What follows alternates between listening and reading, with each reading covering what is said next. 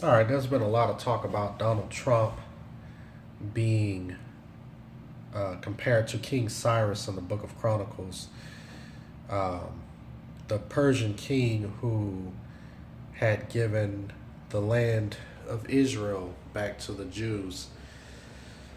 And a lot of people say that Donald Trump is somehow parallel to this king because they believe that Donald Trump is going to give America back to Christians.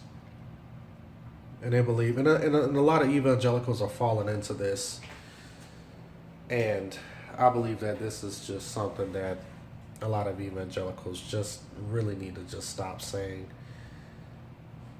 Donald Trump is not anything like King Cyrus. And the reason is because, number one, we're not under a monarchy, we're under a democracy. We don't live in a time where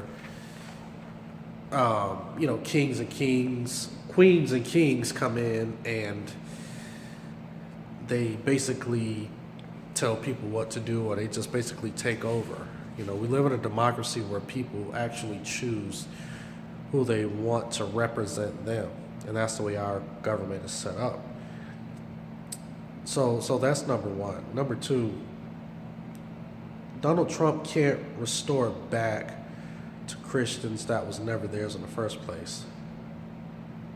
America was never built by or built for Christian people. Now, I know a lot of the founding fathers used the Bible as a foundation for setting laws, but America was never this Christian utopian place. I mean, it never was, and it never will be. Um, and people are making it seem like that Donald Trump, this election is somehow some new revelation or something that God is putting in play. Let me tell you something, guys. God has already spoken to us through His Word, the Bible, and through Jesus Christ. So there is no new revelation. There is nothing new that God is trying to do through Donald Trump. God has already spoken. It's already been revealed to us, signed, sealed, delivered. And yeah, things are going to happen. Some things that are odd, some things that we may not predict.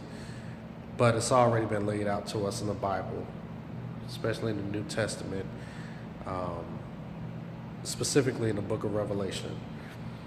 So this isn't something new that is happening or something that, God forgot to put into the Bible. And I think that what some people do, and especially some evangelicals, they kind of use the Bible as these examples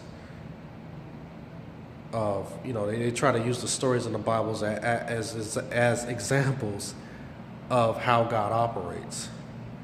And they say, well, basically, since God operated like this in the past, He's going to do it again. And if we look at this story or that story, then we can clearly see that.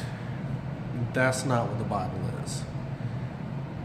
The Bible is about God creating the earth and the universe, and how He created man, and how man transgressed against Him, and how He's brought judgment upon man, and how He's going to redeem and reconcile man to Himself through the blood of Christ.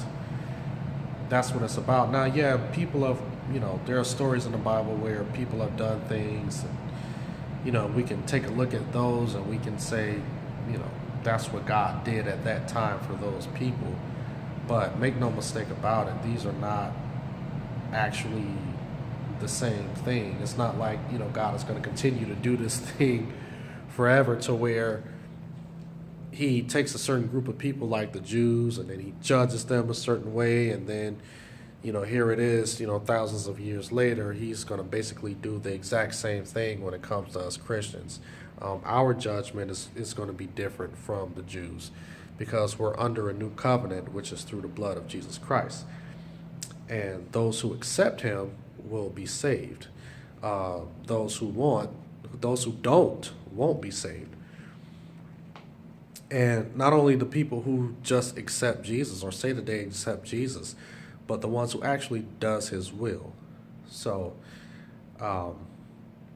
spoiler alert, I guess if you want to call it, but Donald Trump is not, he's not going to make things better for Christians.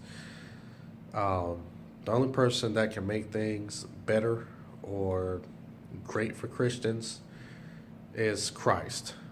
I mean, bottom line, put your faith and trust in him, love him with all your heart, and on Judgment Day, just pray and hope that you will be one of his. All right, be blessed, you guys.